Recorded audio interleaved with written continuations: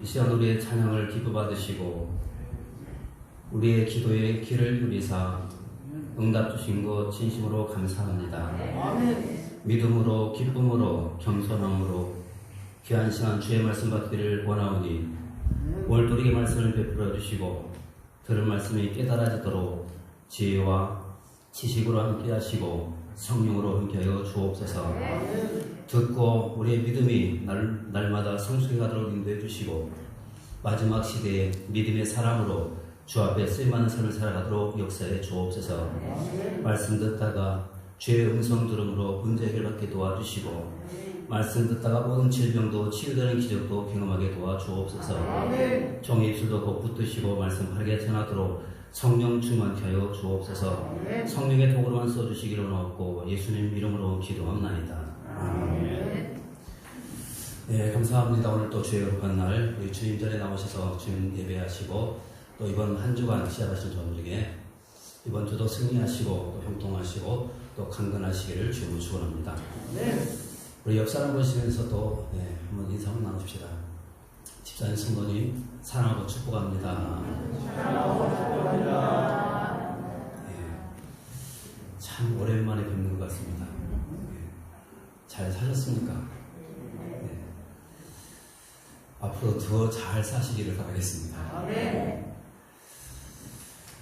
저는 시간 히브리서 11장 20절 말씀, 이 말씀을 가지고 계속해서 히브리서 11장 함께 공부하도록 하겠습니다. 오늘 또 계속 이제 말씀 보는데 따라하면 보시고 믿음의 영웅들. 오늘 이제 이삭입니다. 따라서 보시고 다시 또 이삭. 이삭입니다. 자, 여러분 이삭이 누굴까요?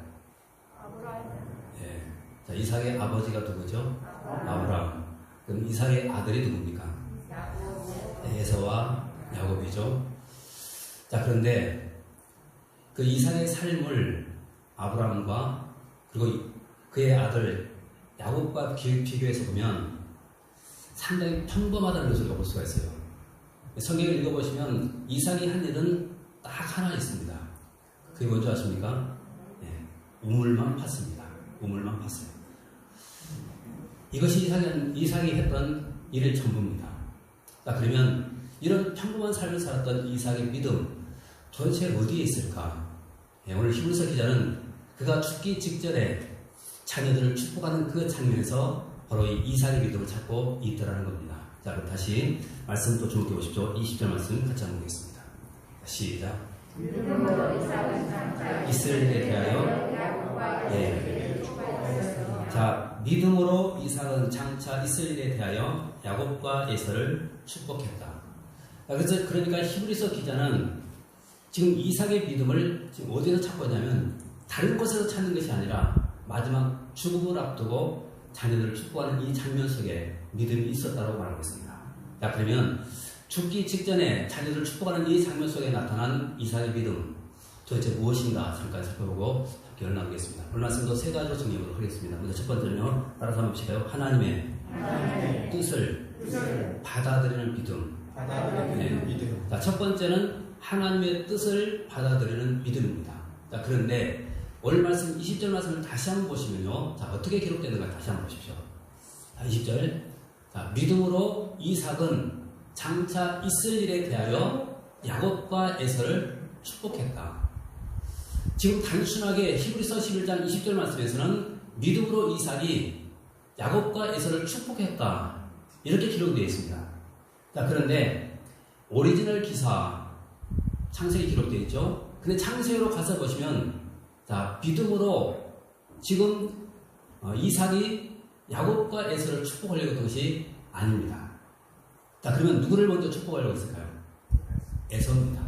다시 말하면 그는 에서에 대한 그 편애가 있었습니다.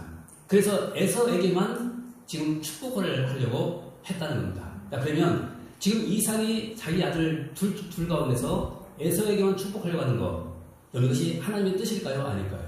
이것은 하나님의 뜻이 아닙니다. 그럼 성경 잠깐 보실까요? 자, 창세기 25장 21절에서부터 23절까지 말씀 하나 보겠습니다. 자, 하나님의 뜻이 무엇인가 보십시오. 자, 시작. 임신하지 못함으로 그를 가여 여호와께 간구하며 여호와께서 그의 간구를 이스로 그 안에 리브가가 임신하였더니 22절 아들들이 그의 태 속에서 서로 싸우는지라 그가 이르되 이를 경우에는 내가 어찌할꼬 하고 가서 여호와께 묻자온대 23절 이르시되 두 국민이 내 태중에 있구나 두 민족이 내 백중에서부터 나누이니라 이 족속이 저 족속보다 강하겠고 큰 자가 어린 자를 섬기리라. 자 여러분 여기서 창세기 25장 1절에서부터 23절까지 말씀을 우리가 읽어보시면 하나님의 뜻이 무엇인가 지금 밝혀지고 있죠. 자 그러면 하나님의 뜻이 뭡니까? 에서를 축복하는 것입니까? 아니면 야곱을 축복하는 것일까요? 야곱이죠. 왜냐하면 23절 하반절 말씀을 보면 이렇게 기록되어 있기 때문이죠. 큰 자가 어린 자를 섬기리라. 자 그러면 이것이 하나님의 뜻이라고 한다면 마지막 순간 자 그러면 지금 이삭은 누구를 축복해야 되냐면 야곱을 축복해야 됩니다. 자, 그럼에도 불구하고 우리가 성경을 읽어보시면 야곱이 아니라 에서를 축복하려고 하고 있더라는 겁니다. 그래서 절대적으로 하나님의 뜻을 지금 그가 순종하지 못하고 있는 그 모습입니다. 자 그러면 왜 에서를 축복하려고 했을까요? 그 이유는 간단하죠. 성경은 어떻게 기록됐냐면 에서가 사냥한 그 고기, 이 고기를 좋아했기 때문입니다. 성경은 그렇게 말합니다. 그러니까 이삭은 사냥을 해서 고기를 진상하는 그 아들 에서에 대한 그 특별한 사랑이 있었던 겁니다. 그래서 그 에서에게만 축복을 하려고 했던 겁니다. 그런데 그것을 나중에 리브가가 알고 그리고는 아들 야곱과 짜고 그리고 그 축복을 가르쳐버리죠. 근데 나중에 그 소식을 이제 그것을 알게 됩니다. 그때 자 떨면서 뭐라고 하는 것이죠. 창세기 27장 33절 말씀 같이 보겠습니다. 자 같이 한번 읽어봅니다. 시작. 이삭이 심히 크게 떨며 이르되 그러면 사냥한 고기를 내게 가져온 자가 누구냐? 네가 오기 전에 내가 다 먹고 그를 위하여 축복하였으니 그가 반드시 복을 받을 것이다. 자 지금 창세기 27장 33절 말씀에서 축복을 가르친 그 사실을 알고 지금 이삭이 어떤 반응을 보였냐면 떨었다라고 말합니다. 자 떨었습니다. 그리고 난 다음 한 말이 다시 한번 들어보십시오. 그러면 사냥한 고기를 내게 가져온 자가 누구냐? 내가 오기 전에 내가 다 먹고 그를 위하여 축복했다. 그가 반드시 복을 받을 것입니다. 취소할 수가 없다는 거죠. 자, 그러니까 지금 이삭은 속았지만 누구를 축복했습니까? 야곱을 축복한 겁니다. 자신은 원래는 이삭을 축복하려고 에서를 축복하려고 했는데 지금 야곱을 축복한 거예요. 근데 나중에 그것을 알고는 떨었습니다. 바로 이 순간, 이 장면을 어떤 신학자는 이렇게 해석을 했는데 한번 들어보십시오. 자, 바로 이 순간이 이삭 자신의 그 자아가 무너지고 하나님의 뜻을 이제 받아들이는 그런 충격적인 각성의 시간이다. 그렇게 말했습니다. 다시 말하면 이제 바로 이 사건을 통해서 자신의 육신의 모든 자아가 다 무너져 버립니다. 그리고 비로소 하나님의 뜻을 받아들이게 됩니다. 그리고 이후에 이제 마지막 임종을 앞두고 이제 자녀를 축복하는데 그때는 이제 야곱을 불러서 이제 자신있게 그리고 마음껏 축복을 합니다. 이것이 진심이었습니다. 또 창세기 28장 1절로 4절까지 말씀 잠깐 보겠습니다. 같이 한번 읽어보십시오. 시작. 이삭이 야곱을 불러 그에게 축복하고 또 당부하여 이르되 너는 가나안 사람의 딸들 중에서 아내를 만지하지 말고 2절 그러나 바단 아람으로 가서 내 외조부 두도의 집에 이르러 거기서 내 외삼촌 라반의 딸 중에서 아내를 맞으라. 3절 전능하신 하나님이 내게 복을 주시오 내가 생육하고 번성하여 내가 여러 족속을 이루게 하시고. 4절 아브라함에게 허락하신 복을 내게 주시고 너와 함께한 주사 하나님이 아브라함에게 주신 땅 곧 내가 거류하는 땅을 내가 차지하게 하시기를. 자 이제는 진심으로 축복을 하고 있습니다. 왜냐하면 이것이 하나님의 뜻인 것을 알았기 때문인 것입니다. 그리고 그 뜻을 받아들이고 이제는 마음껏 축복한 겁니다. 자 그러면 바로 이 이삭이 지금 깨달은 것이 뭘까요? 아마도 이런 말씀을 깨달았지 않았을까? 사람이 계획할지라도 그 걸음을 인도하시는 분이 누구라고요? 하나님, 여호와시는 이 사실을 깨달은 겁니다. 우리가 신앙생활을 하다 보면 우리도 그런 갈등을 겪을 때가 상당히 많죠. 여러분 가장 큰 충돌을 많이 일으키는 것이 뭐냐면 내 뜻과 하나님의 뜻입니다. 신앙생활 하다 보면 내 뜻과 하나님의 뜻이 계속해서 이 충돌을 해요. 그럴 때 이 충돌을 일으킬 때 우리는 누구의 뜻을 포기해야 됩니까? 내 뜻 포기해야 됩니다. 근데 이거 내 뜻 포기가 너무나도 어렵다는 거예요. 여러분, 성경은 분명히 말한다. 내가 아무리 계획할지라도 그 걸음을 인도하시는 분은 하나님이십니다. 하나님의 그 뜻을 우리는 바꿀 수가 없습니다. 그래서 가장 지혜로운 삶이 뭐냐면 내 뜻과 하나님의 뜻이 충돌을 일으킬 때 내 뜻 포기하는 것. 이것이 가장 지혜로운 삶입니다. 그리고 하나님의 뜻을 내가 온전히 받아들일 때 여러분 그때 우리는 하나님의 놀라운 축복의 주인공들이 다 되는 겁니다. 바로 그런 모습을 우리에게 모본으로 보여주신 분이 바로 주님이잖아요. 여러분 주님께서 겟세마네 동산에서 기도하시는 그 장면을 한번 생각해 보십시오. 처음에는 주님의 뜻이 뭐였습니까? 할 수만 있으면 이 산을 내게서 옮겨주십시오. 십자가를 치고 싶지 않은 것이 주님의 뜻이었습니다. 그런데 아버지의 뜻이 뭡니까? 십자가를 치라는 거예요. 여러분 겟세마네 동산에서 주님의 뜻과 아버지의 뜻이 충돌을 일으킨 겁니다. 그런데 결국 주님이 누구의 뜻을 포기했습니까? 자신의 뜻을 포기하고 아버지의 뜻을 받아들인 겁니다. 그리고 그분이 십자가로 가셔서 우리를 대신해서 죽으셨기 때문에 인류를 구원하는 구원자가 된 겁니다.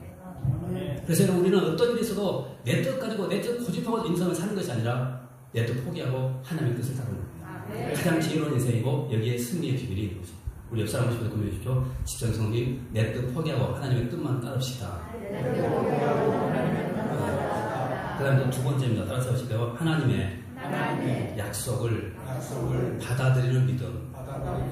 네, 두 번째는 하나님의 약속을 받아들이는 믿음입니다. 자, 그러면 오늘 말씀 잠깐 더 다시 주목해 보시죠. 20절 말씀 같이 한번 보겠습니다. 자, 시작. 이스라엘 일에 대하여 야곱과 에서에게 축복하였으며. 자, 지금 우리가 읽고 있는 이 성경은 개역 개정판이죠. 자, 근데 개역 한글판도 우리가 같이 볼 필요가 있습니다. 자, 개역 개정판에는 이렇게 되어 있습니다. 이삭은 장차 있을 일 그렇게 되어 있고 한글판에는 장차 올 일 이렇게 되어 있습니다. 자, 그러면 장차 있을 일, 장차 올 일 과연 무엇일까? 그것은 한마디로 말씀드리면 땅에 대한 약속입니다. 땅에 대한 약속. 자, 그럼 성경 좀 보실까요? 자, 창세기 26장 2절과 3절 말씀 같이 한번 보겠습니다. 자, 같이 한번 읽어보십시오. 자, 시작. 여호와께서 이삭에게 나타나 이르시되 애굽으로 내려가지 말고 내가 네게 지시할 땅에 거주하라. 3절. 이 땅에 거주하면 내가 너와 함께 있어 내게 복을 주고 내가 이 모든 땅을 너와 내 자손에게 주리라. 내가 내 아버지 아브라함에게 맹세한 것을. 자, 지금 다시 한번 3절 말씀 보십시오. 이 땅에 거주하면 내가 너와 함께 있어 내게 복을 주고 내가 이 모든 땅을 너와 내 자손에게 주겠다. 자, 지금 뭐에 대한 약속을 하고 있습니까?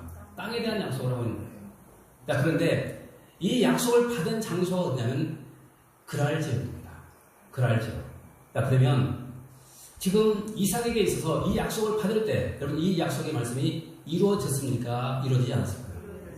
이루어지지 않았습니다. 왜냐하면 아직도 그 땅은 아직 내 땅이 되지 않고 지금 이삭은 그랄이라는 이 작은 지역에서 지금 살고 있었기 때문입니다.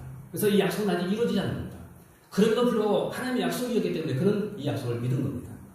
그리고 믿고 자기의 아들 지금 야곱에게 축복을 하고 있는 겁니다. 그럼 다시 창세기 28장 4절 말씀 보겠습니다. 자, 같이 한번 읽어봅니다. 시작. 아브라함에게 허락하신 복을 내게 주시되 너와 내 자손에게도 주사 하나님이 아브라함에게 주신 땅, 곧 내가 거류하는 땅을 내가 차지하게 하시기를. 자, 그렇죠? 그 아직 이루어지지 않았지만 이 땅에 대한 약속을 믿고 그리고는 아들 야곱에게 그 약속을 그대로 가지고 축복하고 있는 겁니다. 다시 보십시오. 아브라함에게 허락하신 복을 내게 주시되 너와 함께 내 자손에게도 주사. 하나님이 아브라함에게 주신 땅, 곧 내가 거류하는 땅을 내가 차지하게 하시기를 원한다. 자, 지금 뭘 약속하고 있냐면 땅에 대한 약속을 하고 있습니다. 자, 그러면 왜 땅에 대한 약속을 하고 있을까? 이 땅이 도대체 뭘까 하는 것입니다. 여러분, 우리가 여기서만 이 땅을 우리가 생각하고 있는 이런 땅을 우리가 생각해서 결코 안 됩니다.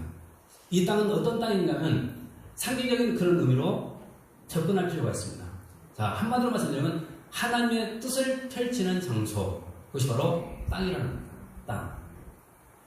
자, 하나님의 뜻을 펼칠 수 있는 그런 장소가 바로 하나님께서 약속하신 그 땅인데, 자, 그러면 이 축복을 누리기 위해서는 우리가 어떻게 해야 될까? 두 가지를 우리가 해야 됩니다. 하나는 복음을 전하는 겁니다. 복음 전하는 겁니다. 여러분, 복음이 들어가는 곳마다 어떤 일이 벌어질까요? 그것이 하나님의 나라가 임하는 겁니다. 하나님의 나라. 그래서 우리는 복음을 통해서 우리는 계속해서 이 지경을 자꾸 우리가 넓혀가야만 되는 겁니다. 생각해 보십시오. 지금 우리 교회가 이 진상 지역에 있습니다. 그러면 우리 성도님들이 흩어진 곳을 한번 생각해 보십시오. 여러분, 이 모든 것들이 바로 우리 교회의 땅입니다. 우리 교회의 땅. 자, 워치에 살고 있습니다. 그것도 역시 우리 교회의 땅입니다. 하나님 주신 축복입니다. 또 광양에도 있습니다. 읍에도.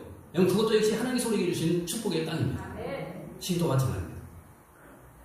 바로 그렇게 우리는 하나님 주신 이 복음의 땅을 자꾸 우리가 넓혀서 가야 되는 겁니다. 이것이 하나님께서 우리에게 주신 약속이라는 거예요. 복음을 통해서만 이 땅은 확장되도록 하는 겁니다. 그리고 또 하나가 있는데요. 그것이 뭐냐면 온유함입니다. 온유함. 자, 여러분, 이 말씀은 좀 깊이 우리가 생각해 볼 필요가 있습니다. 자, 팔복에 보시면 이런 말씀이 이렇게 되죠. 온유한 자는 복이 있나니 저희가 뭘 기업으로 받습니까? 땅을 기업으로 받는다고 합니다. 여러분, 이 말씀을 가만히 한번 생각해 보십시오. 온유하면 땅 뺏깁니다. 문자적으로 보면. 안 그렇습니까? 누가 내 땅을 갖다 뺏으려고 할 때 여러분 온유해 보십시오. 뺏기고 합니다. 안 뺏기려면 어떻게 하냐면 인상 쓰고 죽기 살기로 달려들어야 돼요. 그래야 땅 안 뺏깁니다.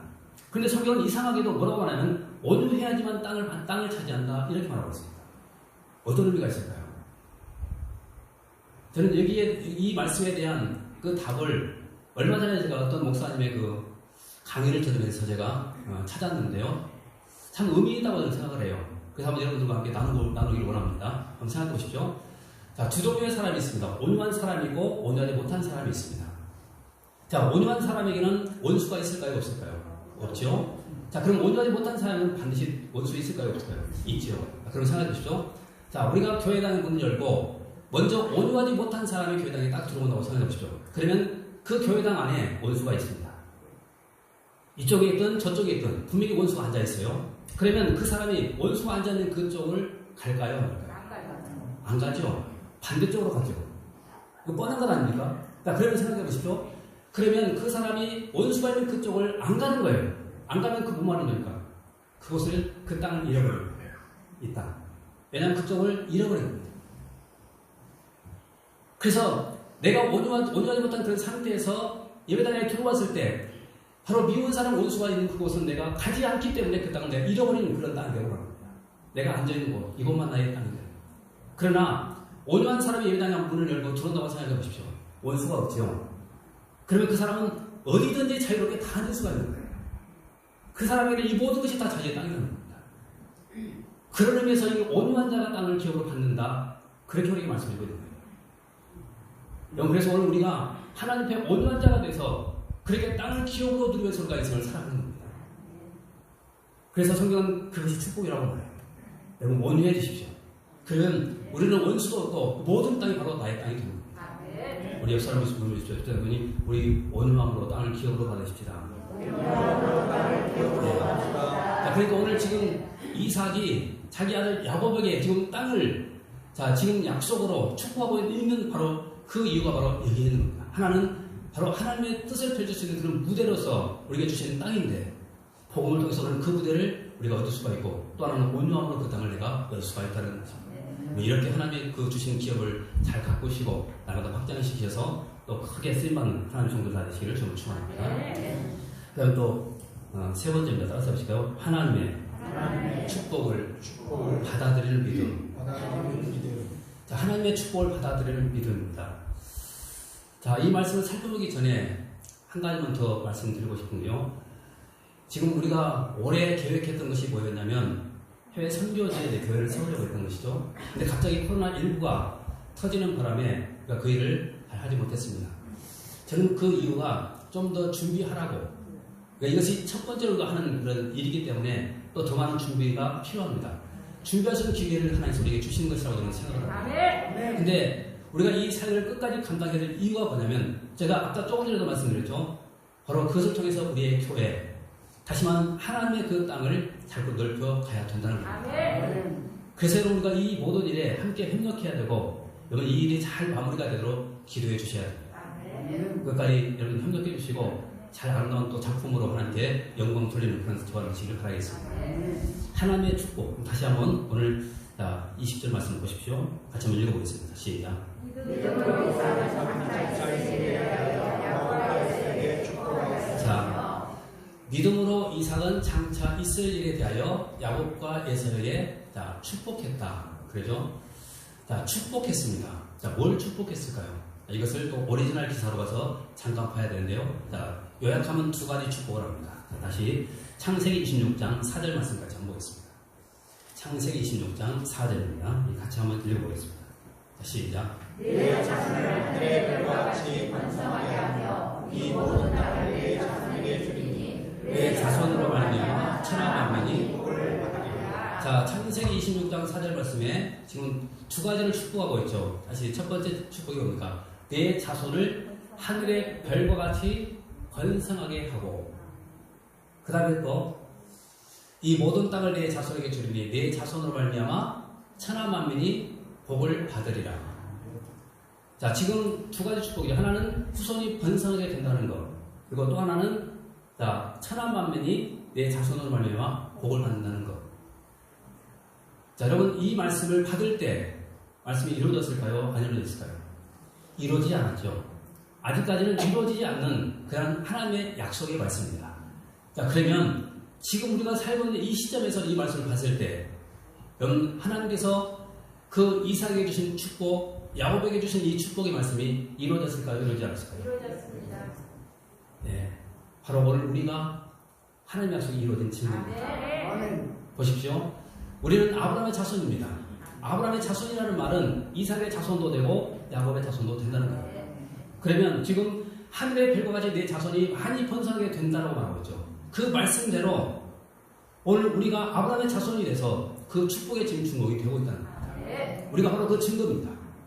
내가 믿고 있는 것, 이것이 바로 증거라는 거예요. 그리고 또 하나, 내 자손으로 말미암아 천하 만민이 복을 받으라. 여기서 내 자손으로 말미암아 천하 만민이 복을 받는다. 누구를 가르칠까요? 예수 그리스도를 가르치죠.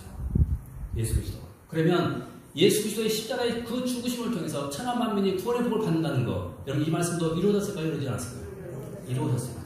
자, 그러면 오래전에 하나님께서 이삭에게 하셨던 이 축복의 말씀이 지금 오늘 이 시대에 그 말씀을 보니까 이 말씀이 이루어지더라고요. 바로 오늘 우리가 그 축복의 주인공입니다. 예수 그리스도를 구주와 주님으로 믿고 우리가 구원받았습니다.